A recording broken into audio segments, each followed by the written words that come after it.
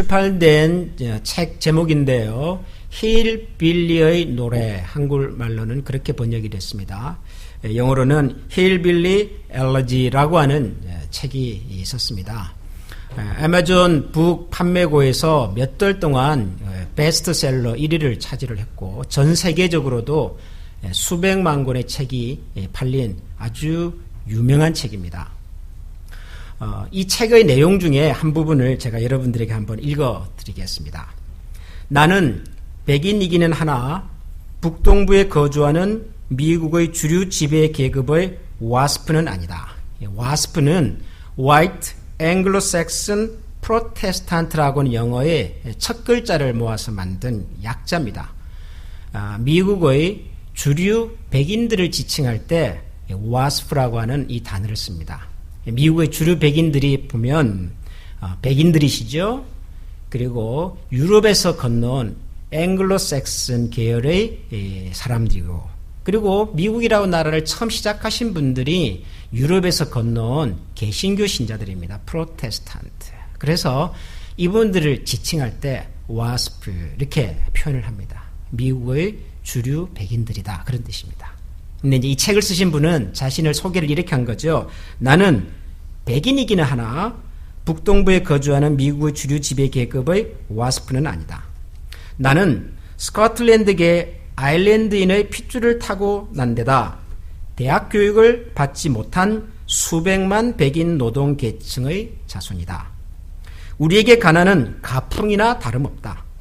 우리 조상들은 대개 남부의 노예 경제 시대에 날품팔이로부터 시작하여 소작농과 광부를 거쳐 최근에는 기계공이나 육체 노동자로 살았다. 미국인들은 이런 부류의 사람을 힐빌리 혹은 레드넥, 화이트 트래시라고 부르지만 나는 이들을 이웃, 친구, 가족이라고 부른다. 이 짧은 내용만 들어봐도 이 책이 무엇을 얘기하려고 하는구나를 여러분들은 아마 대충 짐작을 하실 수 있을 겁니다. 사람들은 이 미국이라고 하는 나라를 큰 나라, 힘이 센 나라, 부유한 나라, 그리고 지난주 설교도 제가 여러분들에게 소개를 했습니다마는 대외적으로 미국이라는 나라를 상징할 때는 뉴욕 맨하탄의 높은 건물들 혹은 라스베가스의 화려한 조명들, 그리고 캘리포니아의 그 바닷가의 그 아름다운 별장들, 이런 것을 생각하지만 실제로 미국에는 힐빌리라고 부르는 수많은 저소득 백인 노동자들이 있다는 거죠. 자기는 거기 출신이라는 거예요. 그럼에도 불구하고 이분은 예일대 로스쿨을 나왔습니다. 실리콘밸리에서 사업가로 크게 성공을 했습니다. 그랬으니까 이런 책을 썼겠지요. 그만큼 자수성가한 성공한 사업가입니다. 한동안 이 책의 제목 힐빌리라고 하는 이 이름이 미국 언론에 자주 등장을 했습니다. 여러분, 우리 지금의 미국 대통령 트럼프 대통령을 대통령으로 만들어준 가장 강력한 그룹의 사람들이 바로 이 힐빌리라고 불려지는 사람들이었다고 말합니다. 이분들은 미국에서 살고는 있으나 사회적으로, 경제적으로 참 어려운 환경 속에서 사는 사람들입니다. 이 책의 저자 벤스라고 하는 분은 이 책 속에서 자기 어릴 적 경험을 이렇게 한번 소개한 적이 있습니다. 자기가 청소년 시절에 꼬박 2주 동안 아르바이트해서 돈을 벌어봐도 그 돈 가지고 티본 스테이크 하나를 먹기가 어려웠다.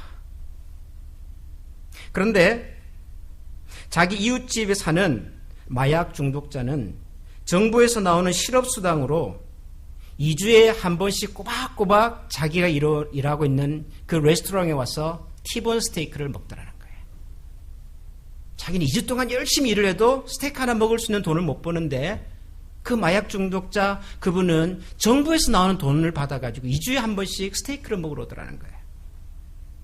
자기 옆집에 사는 흑인 아주머니는 푸드 스탬프로 탄산음료 2박스를 사가지고 와가지고는 자기 옆집 할머니한테 내가 이게 싸게 줄 테니까 캐시로 바꾸자 그러더라는 거예요. 희망이 없는 세상에서 살았어요. 자기도 그렇게 얘기를 했지만 가난은 자기 운명이라고 생각을 했고 모든 사람들이 사회적으로 나고자 패배작으로 생각을 하고 그래서 그 누구도 그 환경을 벗어날 생각을 하에 갖지를 않고 살았던 그 세상 속에서 자기가 살았다는 거예요. 여러분, 이런 사람들이 비단 힐빌리만 있겠습니까? 어떤 사람들은 자기가 태어난 환경과 가정과 혹은 배경을 원망하면서 한평생을 사는 사람들이 있죠. 내가 왜 이런 부모를 만나가지고 내가 어쩌다가 이런 사람을 알게 돼가지고 혹은 내가 어떻게 하다가 이 낯선 나라에까지 와서 이 평생을 내 젊음을 내 청춘을 다 이렇게 허비할 수밖에 없었을까 그런 생각을 하고 사는 사람들이 의외로 많습니다.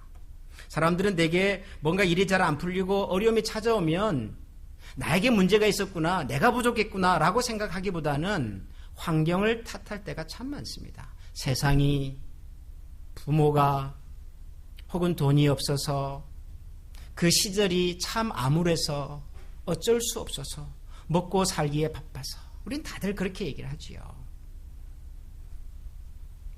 여러분, 그렇다고 해서 모든 사람들이 그런 환경 속에서 자기의 꿈을 잃고 세상을 원망하면서 살지만은 않습니다. 힐비엘 노래를이라는 책을 쓴 바로 이 댄스라고 하는 사람이 그런 사람이죠. 자기는 이 책에서 자기의 삶을 바꿔준 내 인생의 영웅은 구세주는 내 할머니였다라고 말합니다. 할머니. 그 할머니가 이 어린 댄스에게 어려서부터 그렇게 얘기한 거예요. 너는 이 아이들처럼 살면 안 돼. 청소년 시절에 벌써 마리아나를 하고 20살도 되기 전에 벌써 가정을 만들고 그리고 평생 정부에서 주는 돈만 받아도 그냥 대충 살 수 있으니까 별 노력하지 않고 살겠다고 하는 그런 친구들 속에서 이 할머니는 너는 그렇게 살면 안 된다. 자기 할머니가 자기의 구세주였다. 그렇게 얘기를 해요. 여러분, 어떤 사람은 똑같은 환경 속에서 자기의 인생을 만들어가고 개척해내고 그래서 남다른 삶을 살기도 합니다. 그런데 대부분의 사람들은 환경을 원망하고 탓하고 그래서 환경의 지배를 받아 인생을 그렇게 살기도 하죠. 그래서 우리가 이런 사람들을 보면서 무엇이 사람을 다르게 만드는가에 대한 관심을 갖습니다. 우리가 주목해보고 있는 이 에스더라고 하는 사람의 인생 속에도 이 힐빌리와 같은 이야기가 있습니다. 어떻게 보면 우리가 지난주부터 살피고 있는 이 에스더라고 하는 사람은 21세기 미국에 살고 있는 힐빌리보다도 훨씬 더 열악하고 어려운 환경 속에서 살았던 사람입니다. 우선 이 에스더는 나라를 잃은 백성입니다. 낯선 땅 페르시아라고 하는 나라 속에서 부모도 없이 살았어요. 어려서 부모 잃고 나이가 많은 사촌 오빠 모르드게의 수하에서 그렇게 자랐던 소녀입니다. 그런데 어느 날 모르드게라고 하는 이 아버지 같은 이 사촌 오빠가 이 에스더에게 무슨 얘기를 합니까? 에스더야, 너 이 페르시아의 왕비를 뽑는다고 하는데 거기 한번 나가보지 않겠니? 모르드게가 에스더에게 그렇게 제안을 했습니다. 그러면서 에스더는 이제 우리가 알고 있는 바로 그 에스더로 등장을 합니다. 그런데 여러분, 에스더라고 하는 여인은 우리가 흔히 생각하는 것처럼 한 나라의 왕비로서 그리고 자기 민족을 위기 가운데서 구해내는 그런 영웅으로 시작하지 않았습니다. 사람들은 이 에스더서를 읽으면서 어떤 인물을 연상하냐 그러면 우리 한국 분들은 예를 들면 유관순 누나 같은 분을 연상을 합니다. 그 어린 나이에 조국의 독립을 위해서 그렇게 힘써 싸웠던 그런 유관순 열사, 혹은 유럽의 역사 속에 등장하는 잔 다르크 같은 영웅, 자기 조국 프랑스의 운명을 위해서 이 어린 나이에 이 소녀로서 여성으로서 조국의 운명을 위해서 나갔던 영웅 잔 다르크, 뭐 이런 사람을 생각할 수 있어요. 에스더. 여러분, 에스더는 그런 사람으로 등장하지 않습니다. 에스더라고 하는 사람의 환경을 우리가 피부로 가장 쉽게 느끼려면 설명을 이렇게 해야 합니다. 우리 대한민국의 역사에서 가장 암울했던 시대는 일본의 강압적인 통치를 받았던 36년간의 세월입니다. 일제 식민 통치 기간 동안. 그 일본이 우리를 다스리던 그 시절에 어느 마을에 아리따운 소녀가 있었습니다. 근데 어려서 부모를 잃었어요. 그래서 살 수 없이 사촌 오라버니 집에 얹혀서 삽니다. 그런데 어느 날 사촌 오라버니가 이 어린 소녀에게 뭐라고 말하냐 그러면, 야, 이 마을에 돈 많은 일본 아저씨가 있는데 그 집에 너 시집 가지 않겠니? 라고 말을 하는 거예요. 여러분, 이해가 되십니까? 이제 느낌이 좀 오세요? 이런 상황에 살았을 일제시대의 그 소녀의 입장을 한번 상상해 보십시오. 에스더라고 하는 여인은 가장 어려운 시절에 가장 불우한 환경 속에서, 그리고 자기의 의사와 상관없이 낯선 땅 페르시아의 왕을, 아내를 뽑는, 왕비를 뽑는 이 현장에 가야만 했습니다. 에스더서 2장을 쭉 읽어보면, 여러분, 우리 한글 성경에서는 이게 이제 이렇게 언어의 차이 때문에 그 느낌이 많이 살지는 않습니다. 그러나 영어로 번역된 성경을 가지고 만약에 이 에스더서 2장을 읽어본다면 에스더서 2장의 흐름이 아주 묘하게 바뀌는 것을 느낄 수가 있습니다. 그게 뭐냐 그러면은, 에스더서 2장의 처음부터 이 에스더라고 하는 사람을 소개할 때 성경은 에스더라고 하는 여인이 굉장히 자기의 의지나 의사와 상관없이 이 아하수에로 왕의 부인을 뽑는 이 현장에 가야만 했던 그런 운명의 주인공으로 에스더를 소개를 합니다. 무슨 얘기냐 그러면, 에스더가 왕비를 뽑는 그 현장에 나아가기까지 모든 상황이 수동적으로 기록이 됩니다. 에스더가 가고 싶어서 간 것이 아니었습니다. 모르드게의 권유에 이끌려서 갑니다. 이 이끌리다고 하는 말에서 이자를 빼버리면 뭐가 되죠? 끌려서 가는 거지요. 똑같은 느낌은 아니지만 비슷한 느낌을 가지고 있습니다. 에스더는 자기가 원해서 가지 않았습니다. 마지못해서 어쩌면 갔을는지도 모르겠습니다. 여러분, 그 자리에 가서 에스더가 왕비가 된다는 보장이 어디 있습니까? 페르시아에서 그 수많은 아리따운 여인들이 다 모이는 현장인데요. 그 중에는 아주 높은 관리의 자제도 있었을 거고, 돈 많은 그런 집안의 배경을 가지고 있는 자녀도 있었을 거고, 그리고 페르시아 전역에서 가장 아름다운 여인들 중에서 뽑히고 뽑혀서 온 사람들일 텐데, 여러분, 무슨 수로 나라를 잃고 노예와 식민지 백성이 되어 살고 있었던 이 에스더라고 하는 여자가 그 나라의 왕비를 뽑는 그 자리에 가서 왕비가 되겠다고 하는 그런 생각을 감히 했겠냐고요, 여러분. 그럼에도 불구하고 가야만 했기 때문에 할 수 없어서 갑니다, 에스더는. 여러분, 에스더는 우리가 생각하는 유관순 열사나 혹은 잔다르크처럼 조국과 민족의 운명을 가슴에 치고 그리고 민족을 구원하기 위해서 나타났던 영웅이 아닙니다.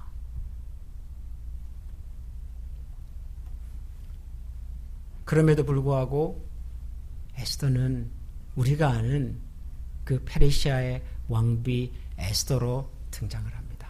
오늘 이 에스더서 2장이 바로 그 얘기를 우리에게 합니다. 그래서 여러분들 이 에스더서 2장을 좀 찬찬히 한번 잘 살펴보시면 좋겠어요. 제가 여러 번 여러분들에게 에스더서를 좀 읽어보십시오라고 제가 자꾸 부탁을 드립니다. 이게 많지가 않아요, 내용이. 그러니까 여러분들의 마음 먹으시면 오늘 집에 돌아가서도 단번에 읽을 수 있는 분량의 내용입니다. 그런데 한번 잘 읽어보세요. 그냥 내가 들었기 때문에 아니까 그냥 대충 넘어가지 마시고요. 이 에스더서를 기록한 분이 우리에게 무슨 얘기를 하려고 지금 이런 부분들을 기록했을까? 여러분, 그런 마음을 가지고 한번 읽어보세요. 많은 비밀들이 이 이야기 속에 숨어 있다고요. 아하수에로 왕이 새로운 왕비를 뽑기로 결정을 합니다. 그리고 거기에 모르드게가 자기 사촌 동생 에스더를 이제 가게 하지요. 이 에스더서 2장에서 우리의 시선을 사로잡는 가장 중요한 대목은 사실 에스더서 2장 8절과 9절입니다. 그래서 제가 오늘 여러분들과 함께 오늘 설교의 본문으로 이 부분을 같이 읽었습니다. 여러분 다시 한번 에스더서 2장 8절과 9절을 한번 읽어보십시다. 다 같이 읽어보겠습니다. 왕의 조서와 명령이 반포됨에 처녀들이 도성 수산에 많이 모여 헤게의 수하에 나아갈 때에 에스더도 왕궁으로 이끌려가서 궁녀를 주관하는 헤게의 수하에 속하니 헤게가 이 처녀를 좋게 보고 은혜를 베풀어 몸을 정결하게 할 물품과 일용품을 곧 주며 또 왕궁에서 의뢰주는 7 궁녀를 주고 에스더와 그 궁녀들을 후궁 아름다운 처소로 옮기더라. 에스더가 아하수에로 왕의 눈에 들어오기까지 거쳐야 할 단계가 있었습니다. 첫 번째 단계는 뭐였을까요? 이 일을 주관하고 있는 이 관리, 왕비를 간택하는 이 중요한 큰 국가적인 경사를 다 주관하고 있는 책임자, 그 책임자의 눈에 우선 에스더가 들어야지요. 여러분 후보자들이 얼마나 많았겠습니까? 페르시아 전역에서 모인 가장 뛰어난 미모를 가진 여성들이 다 모였을 거라고요. 거기에 에스더가 어떻게, 무슨 수로? 제일 먼저 통과해야 될 시험이 바로 이 행사를 주관하고 있는 책임자의 눈에 마음을 얻는 겁니다. 그 사람의 이름이 헤게라고 하는 내시였습니다.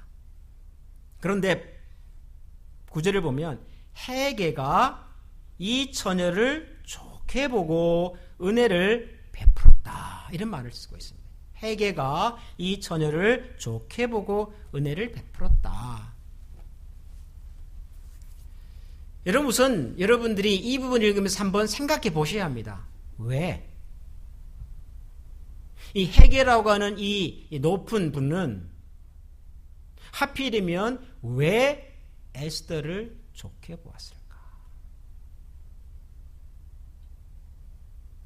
여러분 어떻게 생각하십니까? 헤게는 왜 이 에스더를 좋게 보았을까요? 여러분 한 나라의 국무를 뽑는 자리입니다. 그러면 여러분들이 많이 보셨던 드라마나 혹은 영화를 보면 여기에는 온갖 종류의 음모와 모략과 그리고 사람들의 그런 여러 가지 술수들이 등장을 하지요. 그러지요. 이왕이면 우리 딸, 이왕이면 내가 잘한 누구가 왕비가 될 수 있도록 이 헤게라는 사람에게 얼마나 많은 사람들이 때로는 뇌물을 주기도 하고 때로는 압력을 행사하기도 하고, 여러분 그랬겠냐고요. 안 그렇겠습니까? 아마도 성경이 우리에게 소개하고 있지는 않지만 이날 왕비를 뽑는 이 행사에는 그 당대 페르시아에서 돈 있는 사람, 힘 있는 사람들이 모두 모여서 왕비 뽑는 이 일에 아마 관여를 했으리라고 충분히 짐작할 수 있습니다. 그렇죠? 그런데 왜 헤게는 에스더를 주목했을까? 또 한 가지 우리가 물어야 할 질문이 있습니다. 여러분 15절을 가보면 여기 이런 부분이 나옵니다. 모르드게의 삼촌 아비하일의 딸 곧 모르드게가 자기의 딸같이 양육하는 에스더가 차례로 왕에게 나아갈 때 궁녀를 주관하는 내시 헤게가 정한 것 외에는 다른 것을 구하지 아니하였으나 모든 보는 자에게 사랑을 받더라. 전국에서 이제 여자들이 다 모였어요. 처녀들이 모였습니다. 그런데 임금님을 하루 만나기 위해서 준비를 며칠 한 줄 아십니까? 임금님하고 하루를 시간을 보내기 위해서 준비를 12달을 시켰습니다. 이야, 대단합니다. 12달을 어떻게 시켰냐 그러면 첫 번째 6달에는 몰약이라고 하는 그런 아주 비싼 향품을 가지고 단장을 하게 하고요. 또 나머지 6달 동안에는 또 다른 향품과 여자들이 쓰는 다른 모든 물품을 써서 몸을 정결하게 했습니다. 임금님 하루 만나러 가는데요. 12달을 그렇게 준비를 시켰다고요. 요즘 같으면은 샤넬 넘버 5 이런 걸 가지고 6개월 동안 그냥 목욕을 한 거예요. 목욕을. 그렇죠? 그리고 또 이태리 뭐 하여튼 제일 명품으로 또 꾸민 거예요. 12달을 그렇게 가지고 보내는 거예요. 모든 여자들이 그렇게 하는 거예요. 그러면서 또 나갈 때는 다 사람이 욕심이 있잖아요. 뭔가 12달을 준비했는데도 불구하고 더 부족한 것 같아요. 그래서 또 가서 뭘 더 달라 그래요. 저 이번에 새로 나온 신상 중에서 뭐 구찌 핸드백 있으면 좀 빌려주세요. 뭐 그런 식으로 해서 모든 여성들이 자기를 최대한 잘 표현할 수 있는 최대한의 노력을 해서 왕에게 나아갔어요. 그런데 에스더는 어떻게 했다고요? 정한 것 외에는 더 이상 구하지 않고 아주 단순하게 갔어요. 아주 심플하게 갔어요. 그런데도 성경은 뭐라 그런 줄 아십니까? 하였으나 모든 보는 자에게 사랑을 받았다. 여러분 이것도 그냥 자연스럽게 넘어가시면 안 돼요. 전국에서 모인 그 아름다운 아가씨들이 최대한의 아름다움을 뽐내면서 가는 그 현장이 어떻게 그 왕궁에 있었던 모든 사람들이 에스더를 주목했냔 말이에요. 에스더를. 그리고 마지막 결정타는 17절이죠. 17절. 왕이 모든 여자보다 에스더를 더 사랑함으로 그가 모든 처녀보다 왕 앞에 더 은총을 얻은지라. 참 아수에로 왕은 대단한 왕입니다. 그죠? 그 많은 전국에서 모인 아가씨들을 매일 만나는 거죠. 매일 만납니다. 그 중에 한 사람이에요. 에스더는. 그렇죠? 그 수많은 여자들을 다 만났는데 그 중에 한 사람 에스더를 만났는데 성경은 뭐라고 말하냐고. 왕이 모든 여자보다 에스더를 더 사랑함으로 그가 모든 처녀보다 왕 앞에 더 은총을 얻었다. 여러분 생각하셔야 돼요. 질문하셔야 돼요. 왜 이 행사를 주관하는 내시 헤게는 에스더에게 주목했을까? 왜 그 궁전에 모였던 모든 사람들은 에스더를 가장 주목해 보았을까?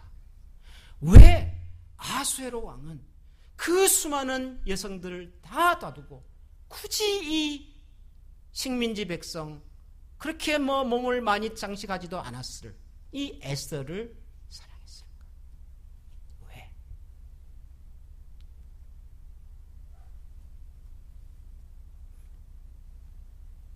이 힌트를 에스더서를 기록한 기자는 성경을 기록한 기자는 이 한 단어로 설명을 하려고 했던 것 같아요. 그 단어는 히브리어로 헤세드라고 하는 겁니다. 헤세드. 헤세드는 우리말로 번역하면 은혜입니다. 은혜. 혹은 호의 그렇게 말할 수도 있습니다. 혹은 은총이라고도 말할 수 있습니다. 우리가 가진 성경에서는 이 헤세드라고 하는 말이 여기서는 은혜, 또 다른 곳에서는 사랑, 또 다른 곳에는 은총 이렇게 다양하게 번역이 됐지만 이 말은 똑같은 하나의 단어입니다. 헤세드. 헤세드는 하나님께서 우리에게 베푸시는 호의입니다. 호의. 하나님의 호의. 에스더를 처음으로 본 내시 헤게가 이 에스더를 주목하여 보았습니다. 헤게가 이 처녀를 좋게 보고 은혜를 베풀었다 그러는데 사실은 이 성경 우리 한글의 표현은 정확한 표현이 아닙니다. 헤게가 에스더에게 은혜를 베푼 것이 아닙니다. 에스더가 은혜를 얻었습니다. 에스더가 은혜를 쟁취했습니다. 그래서 영어 성경에서는 she won his favor 이렇게 표현을 합니다. 주인공이 누구예요? 헤게가 아니에요. 에스더예요. 에스더. 그리고 에스더에게 이 은혜를 입게 하신 배후에 계신 하나님이세요. 헤세드는 유일하게 하나님께서 우리에게 베푸시는 호의를 설명할 때 성경이 사용하는 단어예요. 특별한 단어예요. 왕국의 많은 처녀들이 그 앞을 지나갈 때 왕국에 사는 모든 사람들이 주목해 보았습니다. 그럼에도 불구하고 모든 보는 자에게 에스더가 사랑을 받았더라라고 하는 이 사랑 역시도 헤세드입니다. 그들이 이 여인이 에스더가 예뻐서가 아니라 그들도 이해할 수 없는 어떤 거대한 힘에 사로잡혀서 에스더를 주목해 보지 않을 수가 없었던 거죠. 헤셋. 아하수에로 왕이 자기가 만났던 그 수많은 아리따운 여성들을 다 뒤로하고 유독 에스더에게 마음을 두고 마음을 가지고 사랑할 수밖에 없었던 그 이유 역시 헤세드였습니다. 17절에 나오는 모든 처녀보다 왕 앞에 더 은총을 받았다. 헤세드입니다.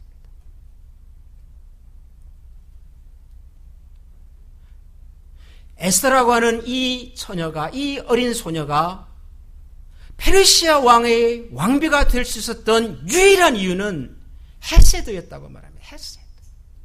하나님께서 베푸시는 호의. 여러분, 이것이 한 사람의 인생도 바꾸어내고 그리고 한 민족의 운명도 바꾸어냅니다. 에스더라고 하는 성경에 하나님이라는 이름이 등장하지 않는다고 제가 말씀드렸습니다. 하나님에 대한 이야기가 전혀 없습니다. 그럼에도 불구하고 이스라엘 사람들이 가장 사랑하는 하나님의 말씀 성경입니다. 어떻게 하나님에 대한 이름도 나오지 않고 하나님에 대한 묘사가 나오지 않는데도 불구하고 이게 하나님의 성경이냐? 어떻게 그럴 수가 있느냐라고 많은 성경학자들이 질문을 제기했던 성경이기도 합니다. 에스더는. 그런데 그들이 놓쳤던 것이 있습니다. 에스더서에는 하나님이라는 이름, 여호와, 야훼, 엘로힘, 갓, 그런 이름은 나오지 않지만 하나님께서 창조하셨습니다. 하나님께서 베푸셨습니다. 하나님께서 만드셨습니다. 그런 표현은 나타나지 않지만 이 에스더 속에서는 하나님께서 우리에게 베푸시는, 하나님만이 베푸실 수 있는 그분의 은총의 역사가 이 속에 들어있어요. 헤셋. 여러분, 우리가 세상을 살면서 우리의 힘과 능력으로 해결할 수 없는 그런 문제와 상황을 만날 때가 참 많습니다. 때로는 인간관계가 너무 복잡하게 꼬여가지고 도대체 이 문제를 어디서 어떻게 풀어야 될지 답이 나오지 않는 그런 경우들이 종종 있습니다. 사람과 사람의 관계라고 하는 것이 참 묘해서 좋을 때는 한정없이 좋지만 한번 이것이 힘들어지면 정말 끝이 없는 것처럼. 여러분, 그럴 때가 있잖아요. 여러 번 시도를 합니다. 이렇게도 해보고 저렇게도 해보고 백방으로 노력을 해보도 내 능력으로는 넘어설 수 없는 한계와 벽 같은 그런 상황을 만날 때가 있습니다. 사업하시는 분들 아마 종종 그런 경험들을 하셨으리라고 생각을 합니다. 야, 여기까지가 내 능력의 한계인가? 여기서 접어야 하나? 뭐 그런 생각이 들 때가 있잖아요, 우리가. 어떻게 풀어낼까요? 어떻게 넘어가지요? 헤세드입니다, 헤세드. 하나님께서 우리에게 베푸시는 그분의 호의. 제 선배 중에, 제 선배 목사님 중에 이런 분이 한 분 계셨습니다. 저하고 비슷하게 2년 먼저 신학교를 졸업하신 목사님이신데요. 신학교를 입학할 때 수석으로 입학을 하셨습니다. 신학대학원을 졸업할 때 수석으로 졸업을 하셨습니다. 그래서 학교와 교회에서 이분은 더 많이 공부시켜서 유학을 보내서 장차 한국 교회와 한국의 신학교를 위해서 훌륭한 인재로 이렇게 일하도록 해야 되겠다. 그렇게 생각을 하고 이분에게 풀 스칼라십을 줬습니다. 미국에 가서 공부하고 오십시오. 유학하고 오십시오. 그리고 학위를 마치고 돌아오면 우리 학교에서 당신을 교수로 채용해드리겠습니다. 이런 것이 다 약속이 됐어요. 그래서 이분이 열심히 유학 준비를 했습니다. 토플을 끝내고 다른 거는 말할 필요가 없죠. 입학할 때 수석으로 입학을 했고 졸업을 수석으로 했는데요. 나는 그런 사람 보면은 좀 속이 상해요. 도대체 똑같은 사람인데 제 인생에 수석이라고 하는 걸 해본 적이 없어서. 하여튼 그분은 그랬어요. 그래서 모든 서류를 갖춰가지고 이제 대망의 미국 신학교로부터 입학허가도 받고 이제 미국 대사관에 가서 비자를 받기 위해서 인터뷰를 하는 거죠. 비자를 받았을까요? 못 받았을까요? 제가 이렇게 거창하게 얘기했으면은 당연히 받았어야 할 비자를 못 받습니다, 이분이. 그래서 비자를 못 받았습니다. 그래서 뭐가 문제일까? 다시 서류를 막 보완해가지고 다시 또 비자 인터뷰를 신청하고 갔습니다. 두 번째 인터뷰를 합니다. 받았을까요? 못 받았을까요? 받았어요? 못 받았습니다. 그렇게 해서 또다시 서류를 준비하고 또다시 서류를 준비하고 또다시 서류를 준비하고 이분이 몇 번까지 갔을까요? 10번째가 안 넘어갈 나무 없으니까요. 7번을 갔습니다. 7번을 못 받았습니다. 여러분 같으면 이제 어떻게 하실래요? 여기까지도 대단하죠? 저 같으면 한두 번 떨어지면 미국 아니면 알 데가 없냐? 나는 미국 옆에 더 큰 나라 캐나다로 간다. 그래서 저 같으면 옆으로 가요. 근데 이분은 오로지 미국밖에는, 그래서 7번을 도전을 했어요. 근데 7번을 못 받았습니다. 고민이 이제 됐어요. 또 신청을 해놨어요. 또 갑니다. 가는데 암담한 거예요. 여러분 7번 못 받았으면 8번째 받을 수 있는 가능성이 있을까요? 없을까요? 없죠. 이번에 아침에 성경을 묵상하고 기도를 하면서 너무 답답하니까, 가기는 가야 하는데 너무 답답하니까 무슨 생각이 들었는지 앨범에서 가족 사진을 하나 빼가지고 서류 앞에다 가족 사진을 하나 탁 넣었어요. 그리고는 똑같은 서류를 가지고 갔습니다. 그런데 그날따라 인터뷰를 하던 영사의 첫 마디가 뭔 줄 아십니까? 당신 아이들 참 예쁘다. 사진을 보고. 그 말을 듣는 순간 이분은 오늘은 받겠구나. 확신이 왔대요. 받았을까요? 못 받았을까요? 받았습니다. 그리고 그분은 미국에서 학위를 마치고 한국에 돌아가서 지금은 신학교에서 가르치시는 교수님이 되어 계십니다. 그분이 저한테 그런 얘기를 해요. 7번 못 받았으면 8번째도 못 받는 거다. 가족 사진 하나 얹었는데요. 가족 사진이 그러면 영사의 마음을 바꾼 겁니까? 말이 됩니까? 그것도 말은 안 돼요. 그러나 그랬어요, 그날은. 왜 영사가 다른 서류 다 놔두고 가족 사진 보면서 마음이 바뀌었는지 이해할 수는 없지만, 그날 영사는 그 가족 사진을 보면서 아마 미국에 가서 공부하려고 하는 이 목사의 중심을 정확하게 보았던 것 같아요. 이분 돌아올 사람이겠구나. 이분 거짓말할 사람 아니겠구나. 미국에서 공부 잘하면 미국과 대한민국을 위해서 열심히 일할 사람이겠구나 라는 생각이 그 사진 한 장을 보면서 아마도 생겼었나 봐요. 물어보지는 않았지만. 가끔 너무너무 어렵게 얽혀 있어서 도무지 내 수단과 방법으로는 문제가 해결될 것 같지가 않아요. 근데 이상하게 문제가 해결이 돼요. 내가 한 거는 아무것도 없어요. 우리가 세상을 살면서 이럴 때가 종종 있습니다. 사람들은 이것을 우연이라고 말할 수도 있고요. 사람들이 이것을 기적이라도 말할 수 있겠지만, 저는 그렇게 분명하게 고백합니다. 하나님의 헤셋. 하나님의 헤셋. 저와 여러분이 여기까지 오는 과정 속에서 하나님의 헤세드가 아니었으면 불가능했을 수많은 일들이 아마도 있었을 거라고요. 에스더라는 한 여인을 우리가 아는 여인으로 만들어내는 데는 다른 그 어떤 설명도 부족합니다. 오직 하나입니다. 하나님의 헤셋.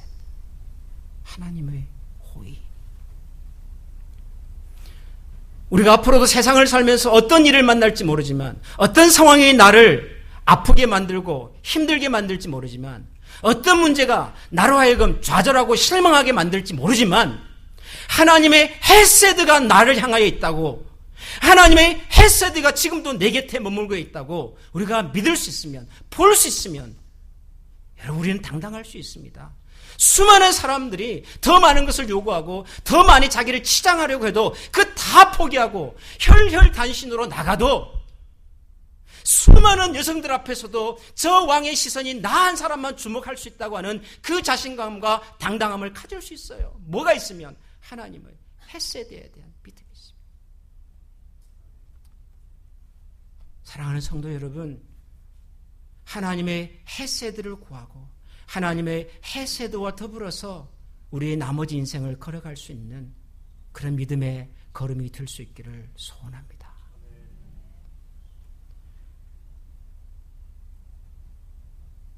같이 한번 기도하겠습니다.